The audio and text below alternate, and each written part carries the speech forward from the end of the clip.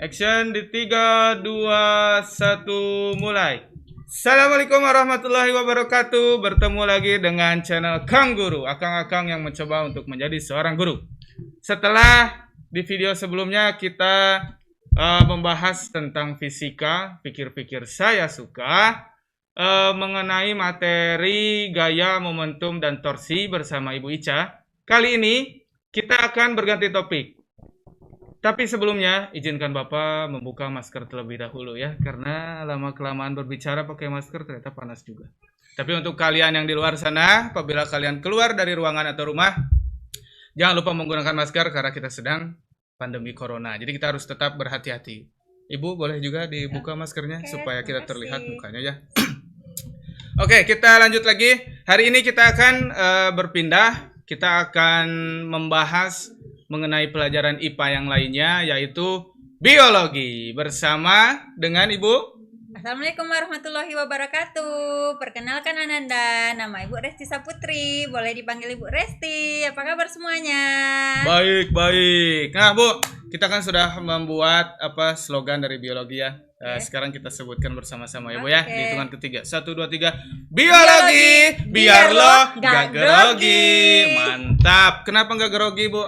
Soalnya kalau Ananda semua paham dengan materi biologi, paham ya, bukan hafal. Hafal beda dengan paham. Kalau paham dengan materi biologi, nah insya Allah kalau ada tugas, ada UH, ada ujian semester, itu nggak grogi lagi ngerjain soal-soalnya. Dan pas ngeliatin rapor ke orang tua juga nggak grogi lagi, karena pasti nilainya udah bagus karena udah paham materi biologi. Nah, lebih dari itu, nanti kalau misalkan kalian sudah berada di dunia nyata, kalian melihat ada sesuatu yang berhubungan dengan biologi, kalian tuh sudah tidak bertanya-tanya lagi ya, Bu ya. Ini pernah saya pelajari nih. Ini juga saya pernah pelajari di sekolah nih. Jadi kalian tuh tidak bertanya-tanya kok bisa seperti itu. Nah, kalian tuh sudah tahu jawabannya ya. Oke, seperti yang kita sudah dengar tadi, nama beliau adalah Ibu Resti. Beliau adalah guru dari SMA Negeri 2 Sungai Rumbai, sama dengan Bapak. Untuk Instagramnya, ini Instagram Bapak ya. Untuk Instagramnya ada di sebelah kanan, dekat dengan Bu Resti. Tidak usah di follow, tapi cukup diikuti saja ya. Siapa tahu nanti Instagram kami bisa membantu Ananda semua. Oke, Bu Resti, untuk hari ini kita akan membahas apa di biologi biar lo nggak grogi. Nah, hari ini kita khusus membahas materi di kelas 12 IPA. Nah, untuk pertemuan atau materi pertama itu kita mau melakukan praktikum. Oke. Nah, sekarang ini kan lagi musim pandemi, jadi kan siswa-siswa atau Ananda semua kan itu secara umum belum diperbolehkan datang ke sekolah. Jadi praktikumnya juga nggak boleh di sekolah. Nah, untuk itu hari ini Ibu akan memperlihatkan atau mendemonstrasikan praktikumnya. Nah, nanti Ananda bisa cobakan di rumah. Nah, seperti yang Ananda ketahui, kalau pada pertemuan pertama bab 1 kelas 12 itu materi kita adalah tentang pertumbuhan dan perkembangan. Nah, otomatis kita sekarang akan melaksanakan percobaan tentang pertumbuhan dan perkembangan. Nah, itu dulu membahas pertumbuhan dan perkembangan apa tuh, Bu? Nah, kemarin kan Pak Ade itu kita di pertemuannya itu ada materi tentang pengaruh faktor luar pada pertumbuhan tanaman. Nah, faktor luar yang mau kita lihat sekarang adalah cahaya. Jadi kita mau ngelihat ini cahaya atau kekuatan cahaya berpengaruh nggak pada perkecambahan gitu, atau biasa aja di tempat terang, di tempat gelap, di tempat remang-remang itu sama aja ataukah berbeda gitu. Nah, kita mau lihat itu. Tapi kalau perkembangan jumlah saldo di bank tuh bukan dipelajari di biologi ya, Bu Resti? Itu di ekonomi nantinya. Yang di luar tunggu dulu ya. Lagi rekaman, hei. Maaf tadi ada iklan terlebih dahulu dari anak Bapak tercinta. Nah, sekarang kita lanjut lagi. Jadi materinya adalah ini. Merencanakan dan melaksanakan percobaan mengamati pengaruh intensitas cahaya terhadap pertumbuhan dan perkembangan biji kacang hijau. Nah, untuk teman-teman semua, untuk Ananda semua yang ada di rumah, daripada mengisi waktu luang dengan hal-hal yang kurang bermanfaat, lebih baik kita bermain.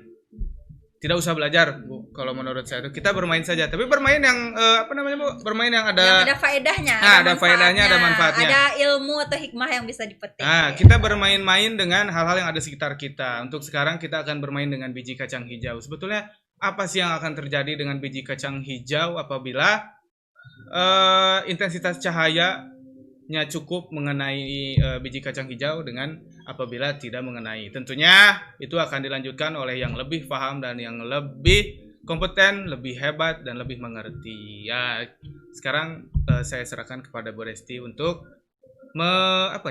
memandu PowerPoint ini mungkin. Memandu atau apa ya kata-katanya? Menjelaskan. Menjelaskan. Ribet sekali Bapak yang satu ini ya. Ya, silakan Bu Resti. Oke Ananda, seperti sudah dijelaskan oleh Pak Ade, kalau hari ini kita akan melakukan percobaan untuk mengamati pengaruh intensitas cahaya terhadap pertumbuhan dan perkembangan biji kacang hijau. Boleh di next Pak Ade slide-nya. Oke. Ya. Oke. Nah, apa saja sih tahapan yang akan kita lakukan ketika kita mau merencanakan dan melaksanakan percobaan tentang faktor luar? Di sini tadi kita melihat pengaruh intensitas cahaya yang mempengaruhi pertumbuhan serta perkembangan pada tumbuhan. Yang pertama, kita harus rancang dulu percobaannya. Kita harus siapkan dulu apa saja alat dan bahannya. Nah, ini oke. Kembali lagi ke awal, alat dan bahannya apa, terus bagaimana cara kerjanya. Maka kita harus rancang dulu. Setelah kita rancang, kita lakukan percobaannya. Setelah kita lakukan, kemudian kita akan analisis data hasil dari percobaan tadi. Dan dari hasil analisis itu kita bisa menarik kesimpulan. Kemudian, terlalu cepat nih Pak Ade. Nah, adik-adiknya kan mau lihat dulu. Kemudian menyusun laporan percobaan. Nah, untuk video kali ini, Ibu hanya akan menerangkan merancang percobaan dan melakukan percobaan. Sedangkan untuk menganalisis hasilnya dan menyusun laporan percobaannya akan kita lanjutkan di video minggu berikutnya. Lanjut Bu. Lanjut. Nah, dia otomatis ini otomatis ya. Nah, ini adalah alat dan bahan yang Ananda perlu persiapkan. Boleh alat-alatnya diperlihatkan Pak Ade? Oke. Oke. Untuk alat-alatnya kita lanjut di bagian segmen selanjutnya. Oke. Nah, ini sudah ada alat-alatnya. Nah, ini udah tahu semua ya. Nah, ini adalah gelas ya, gelas bekas, gelas plastik bekas. Boleh dipakai. Jangan disebut mereknya Bu. Oh ya, oke. Saya tidak dibayar. Ini boleh. Ya, kita boleh pakai yang ini ya. Kemudian gelas plastik bekas ini disediakan itu 10. Jadi 10 ini. Oke. Boleh juga Bu, nggak ada ini, yang ada yang lain Bu, tapi masih bisa digunakan seperti ini atau wadah yang lain itu boleh. Nah, kemudian kita di sini ada kapas. Ya, ini kapas. Kapasnya boleh merek apa saja ya, nggak harus merek tertentu. Kemudian ini ada kertas. Ini kertasnya buat apa Ibu? Ini kertasnya nanti bisa dipotong-potong. Kalau di sana kan kertas label. Nah, kalau sekarang kan musim pandemi ya, biar lebih hemat dan bisa dikurangi keluar rumahnya, maka Ibu cuma gunakan kertas ya, dipotong-potong jadi label kayak gini, terus ditulis lalu ditempel seperti ini. Ditulis itu nomor 1 sampai 10. Ya, nomor 1 sampai 10 beda-beda ya nomornya. Kemudian di sini ada mistar atau penggaris. Mistar ini nanti akan Ananda gunakan untuk mengukur pertumbuhan dari kecambah kita. Jadi hari pertama itu berapa senti, hari kedua itu berapa senti, kan nggak bisa dikira-kira ya, harus akurat. Maka kita gunakan roll. Nggak perlu yang harga mahal ratusan ribu, cukup harga yang paling murah, yang penting ada angka 1, 2, 3-nya dan seterusnya. Nah, ini alat-alat kita. Oke. Terus sebelum kita lanjut ke bahan Bu, kadang saya suka bertanya-tanya sebetulnya apa perbedaan alat dan bahan. Nah, kalau alat ini bisa digunakan berkali-kali. Nah, misalnya nih botol gelas bekas yang plastik ini, setelah kita melakukan percobaan hari ini, nah ini botol gelas ini masih bisa dipakai. Nah, jadi kalau alat itu bisa digunakan berulang kali. Sedangkan bahan kalau sudah digunakan satu kali itu nggak bisa dipakai lagi untuk percobaan selanjutnya. Berarti kalau alat dan bahan. Kalau saya simpulkan, alat itu bisa dipakai setelah percobaan selesai. iya. Tapi kalau misalkan bahan itu setelah percobaan pertama kita selesai, itu dia tuh tidak bisa digunakan ulang. Ya. Contohnya Sekali. seperti biji kacang, tidak mungkin dia setelah tumbuh menjadi kecambah, dia kembali menjadi kacang lagi kan tidak mungkin ya Bu ya. Ya, benar Nah, sekali, berarti Pak. kita harus beli lagi biji kacang hijau. Nah. Itu bedanya. Sedangkan kalau gelas, begitu biji kacang hijaunya sudah tumbuh menjadi kecambah, kecambahnya kita cabut, ini gelas bisa dipakai lagi ya Bu Res. Ya, bisa. Nah, ini kalau dalam dunia nyata tuh disebut dengan recycle ya Bu. Ya, recycle, Ada. daur ulang. Daur ulang. Ya, Jangan hanya dibuang tapi bisa kita gunakan. Oke. Kita lanjut lagi ke bahannya Bu. Oke. Ini alat-alatnya bisa disimpan di samping dulu ya Bu ya. Kita simpan di sini dulu ya. Nah, Kemudian kita bahan ya, yang pertama itu biji kacang hijau. Nah, ini biji kacang hijau ya. Karena untuk percobaan nggak perlu beli banyak-banyak ya. Nggak harus beli seperempat gitu ya, beli sedikit aja atau 1 on juga bisa gitu kan. Atau minta sama orang tua ya Bu. Kalau ada yang membuat bubur kacang hijau, minta 10 untuk bisa minta percobaan. sedikit saja untuk percobaan, jangan semuanya ya. Nah, kemudian setelah biji kacang hijau itu kita sediakan air secukupnya. Nah, ini bahannya simpel bukan dan gampang dicari gitu. Hup. Sip. Oke. Selanjutnya apa lagi Bu? Udah selesai untuk bahan-bahan? Alat dan bahannya udah selesai. Nah, Oke, kita sekarang masuk ke kita membahas tentang bagaimana cara melakukan percobaannya mungkin ya Bu ya. Kita kembali lagi ke laptop. Nah, ini kurang lebih cara kerja yang akan kita lalui ya Bu. ya. Nah, kalau misalkan kalian tulis itu memakan waktu yang sangat lama dan juga nanti kalian belum tentu paham.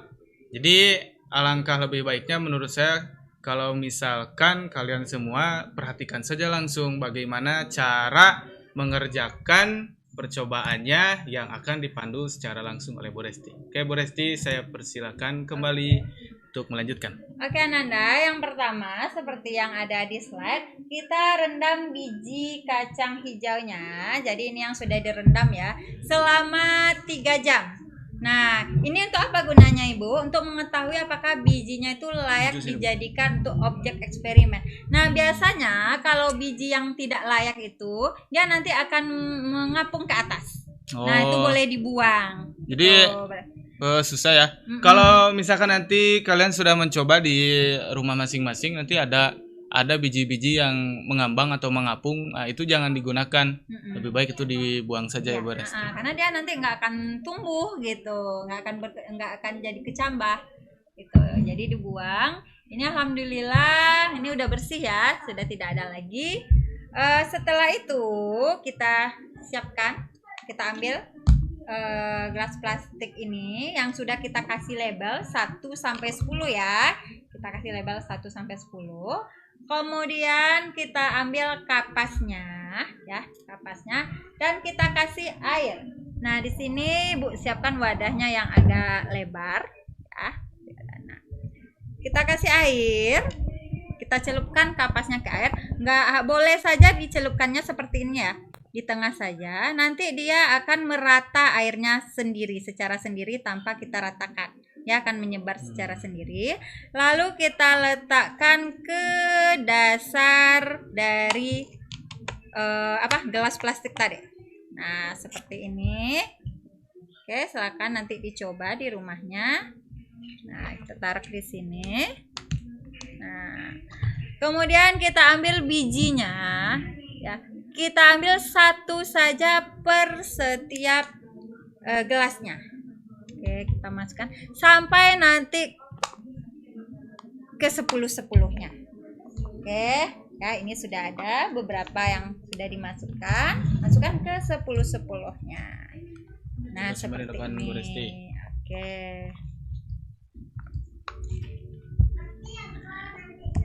Sip.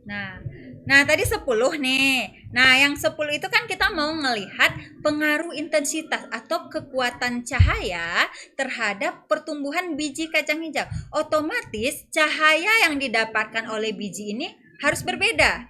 Nah, berarti karena kita mau ngelihat pengaruh kekuatan cahaya nih. Nah, yang 5 ini nanti kita taruh di tempat terang. Ya, seperti ini juga nggak apa-apa, nggak usah ditutup-tutup lagi. Kita taruh di tempat terang. Sedangkan yang 5 lagi kita taruh di tempat gelap. Atau boleh ditutup pakai plastik kayak gini yang gelap, boleh juga pakai polybag yang gelap, atau memang di rumahnya ada tempat yang sangat gelap, itu boleh ditaruh. Ya, kalau di sini Ibu, karena di sini umumnya terang letaknya tempatnya, jadi Ibu pakai kantong plastik saja yang warna hitam gitu. Nah, Kalau yang ada. tadi Bu yang disimpan di tempat terang, itu boleh kena air hujan atau simpan di tempat yang terang namun terhindar tetap dari tetap harus teduh ya. Ya, soalnya gini, kalau misalnya terlalu banyak air di dalam ini nanti bukan malah tumbuh jadi busuk. Oh. Nah, gitu. Jadi air itu kita butuh, tapi cukup, bukan berlebih dan bukan juga kurang. Nah, gitu. Jangan sampai kurang. Sama seperti kalau kita makan kan, berhentilah sebelum lapar, berhentilah Makanlah sebelum lapar, berhentilah sebelum kenyang. Ya, sama gitu. karena kecambah juga makhluk hidup, jadi airnya itu secukupnya saja, tidak usah terlalu banyak, tapi jangan juga sampai terlalu kering ya. Benar. Kenapa? Karena air ini apa sih pengaruh air terhadap kecambahan ini? Karena air itu yang akan memecah kulit dari biji kacang hijau ini, nanti dia akan pecah. Jadi yang hijau ini nanti ini kulitnya. Nah, kulitnya testa namanya, ini akan pecah sendiri. Ketika ini pecah, maka akan mengaktifkan namanya hormon giberelin. Nah, hormon giberelin itu, ini kan bulat yang kita pegang ini Pak Ade, ini kan mengandung yang namanya cadangan makanan atau amilum. Saya boleh ambil satu? Oh, boleh. Amilum ini merupakan mengandung glukosa. Ya, amilum itu karbohidrat yang polisakaridanya nanti bisa diubah oleh enzim amilase ya menjadi gula. Jadi air akan memecah hormon kulit ini dan mengaktifkan hormon giberelin. Hormon giberelin ini nanti akan mengaktifkan enzim amilase yang merubah amilum pada biji ini yang terkandung pada biji menjadi gula. Ya, gula inilah yang akan menjadi energi untuk berkecambah.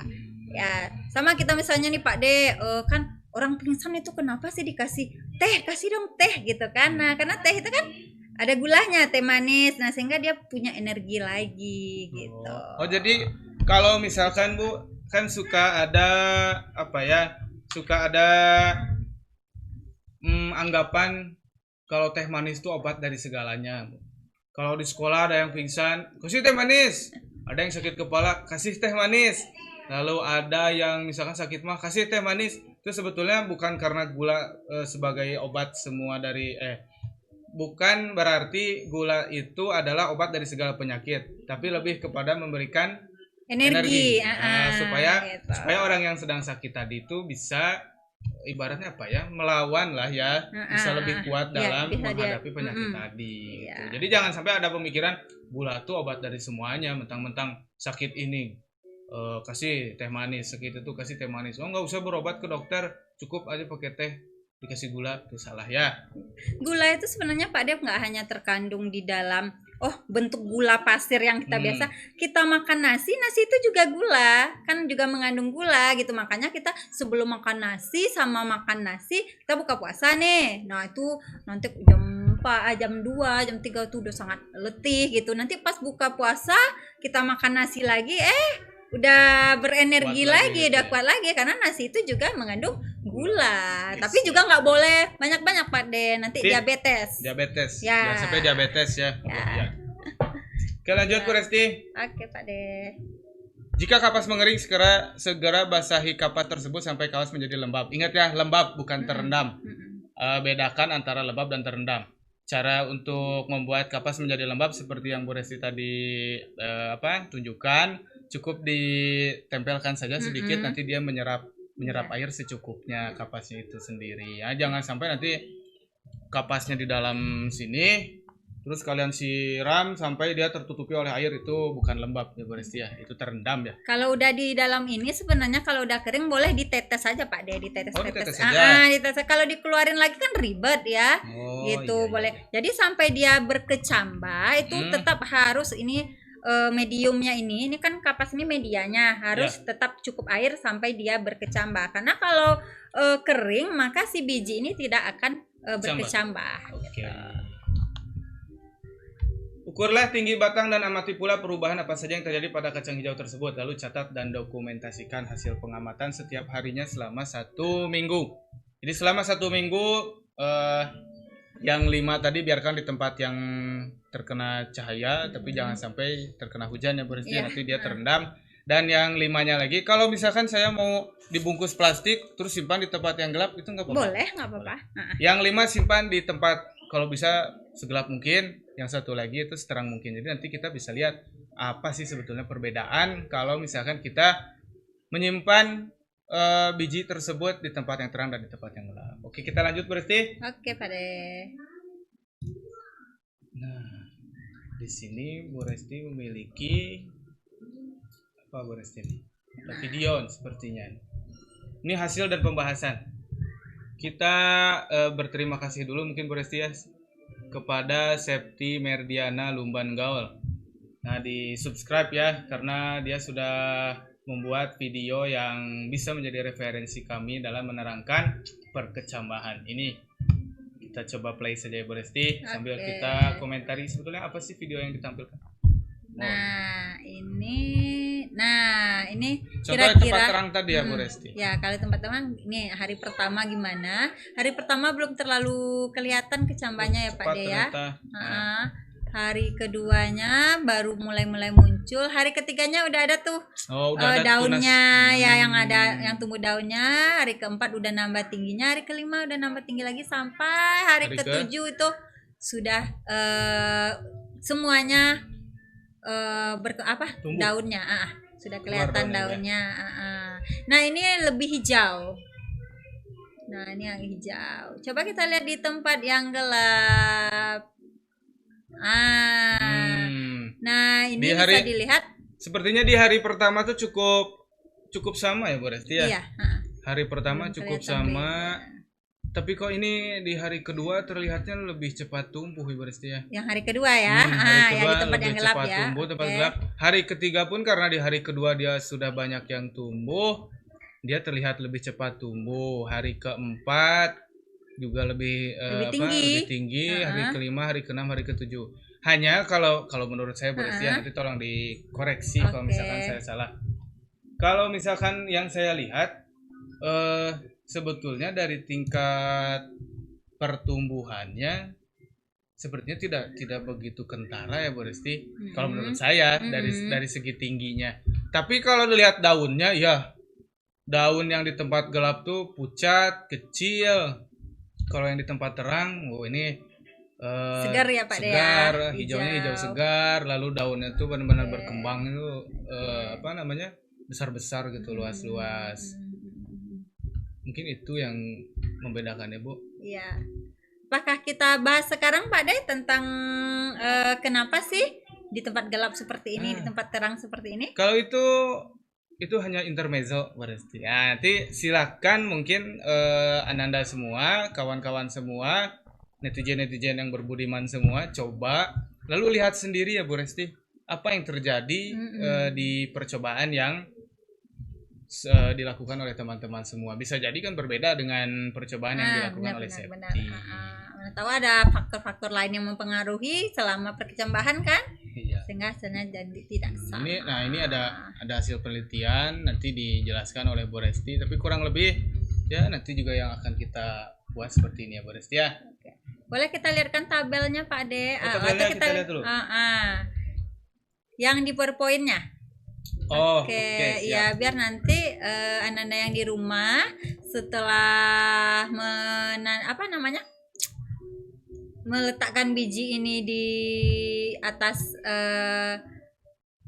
kapas, kemudian meletakkannya di tempat terang dan tempat gelap. Nah, di sini tulislah hasil pengamatanmu pada tabel berikut ini. Nah, tabel ini bisa Ananda salin di kertas atau di bukunya. Yang pertama kita lihat dari segi tabel pertumbuhan, yaitu dilihat dari pertumbuhannya.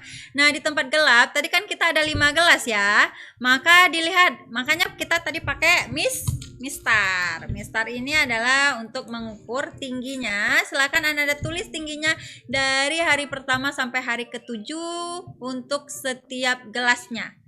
Nah, oke. Nanti di keterangannya mungkin bisa dituliskan rata-ratanya. Itu boleh juga. Oke, nah itu tempat gelap, di tempat terang juga. Nah, sama ya, cuma nomor gelasnya saja yang berbeda. Nah, coba untuk melihat pertumbuhannya kita ukur tingginya. Lalu kalau untuk melihat perkembangan, nah, silakan disalin tabelnya di tempat gelap. Apa saja yang kita amati untuk melihat perkembangan? Yang pertama, daunnya.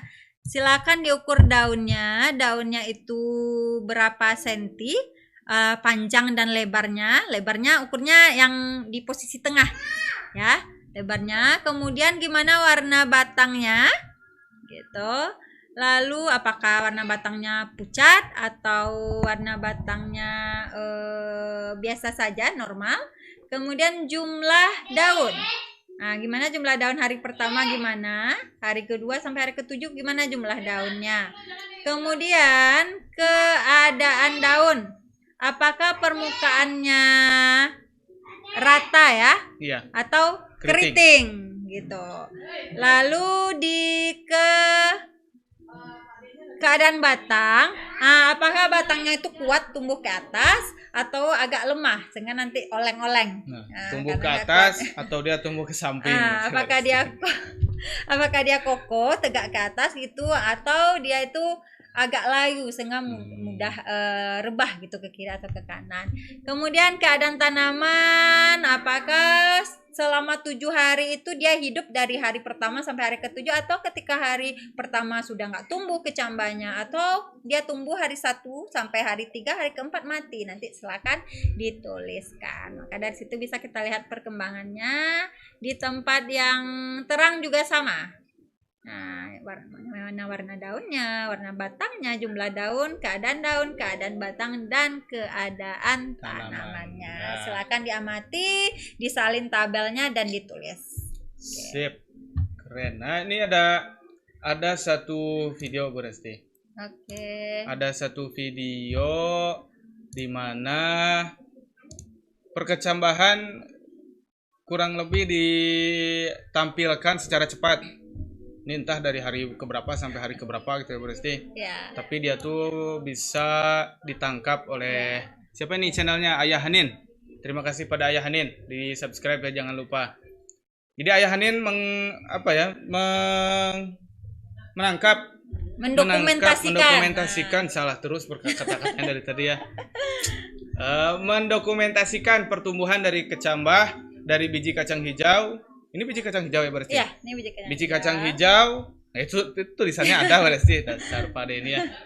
Mulai dari pertama sampai dia berhasil tumbuh, keluar si batang dan daunnya. Sekarang kita coba saksikan sambil kita komentari ya. Di sini mungkin proses yang tadi apa Bu? Kulitnya itu apa? Air pecah ya. Jadi airnya itu memacu atau merangsang kulit bijinya ini atau testanya ini pecah. Nah, itu yang keluar itu apa tuh Bu? Nah, itu calon akar. Itu namanya radikula. Nah, itu kelihatan pecahnya kan? Nah, timbul calon. Oke, ini calon. Kalau di manusia mungkin itu sedang perkembangan janin mungkin itu. Nah, itu makin besar yang tumbuh. Ini di kapas juga ya Pak De ya, kelihatan ya di kapas. Kapas juga. Nah, di kapas yang lembab.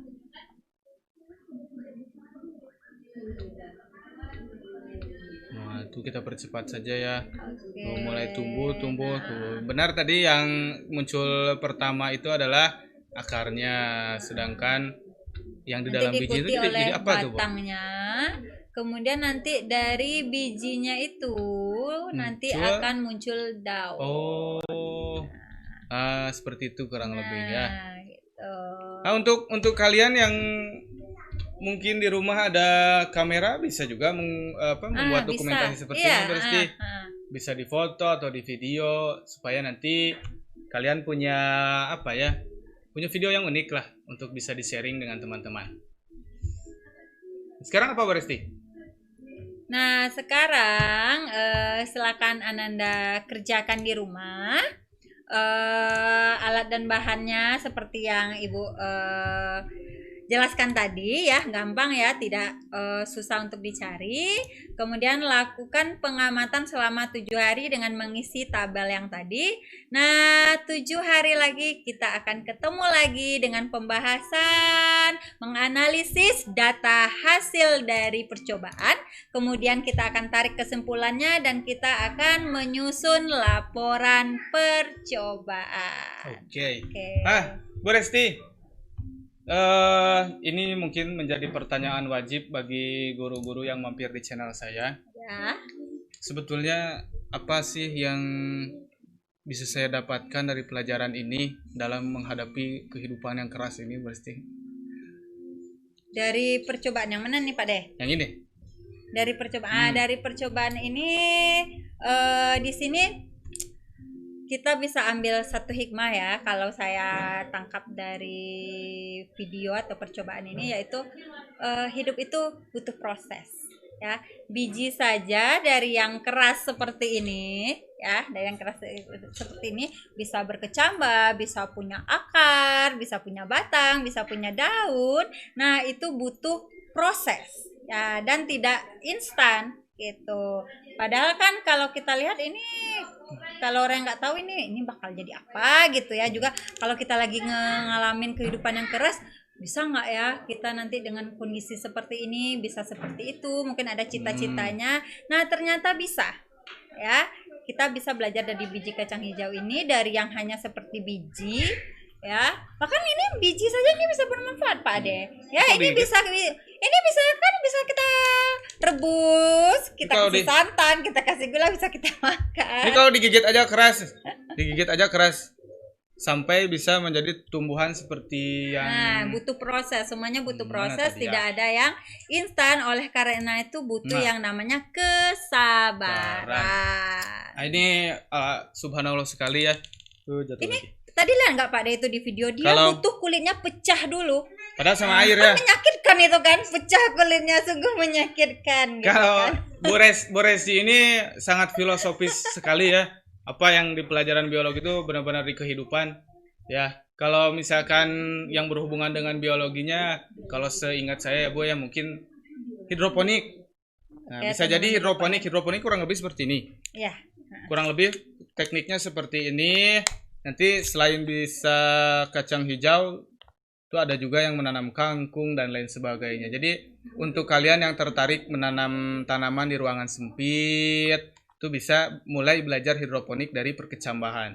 Begitu kalian sudah mengerti konsepnya, siapa tahu kalian nanti bisa menjadi bisnismen tentang tumbuhan-tumbuhan yang apa disebutnya kalau yang tanpa racun tuh, pestisida tuh, organik. Nah, mulai dari sini. Teman Bapak ada yang seperti itu. Sekarang sudah maju. Lebih sehat ya. Tinggal Bapak yang belum maju-maju ya. Doakan, kita saling mendoakan supaya kita bisa mendapatkan apa yang kita harapkan. Ya. Amin ya rabbal alamin. Oke, cukup sekian. Berarti ada lagi yang mau disampaikan? Kita lanjutkan di video selanjutnya saja. Oke, ya.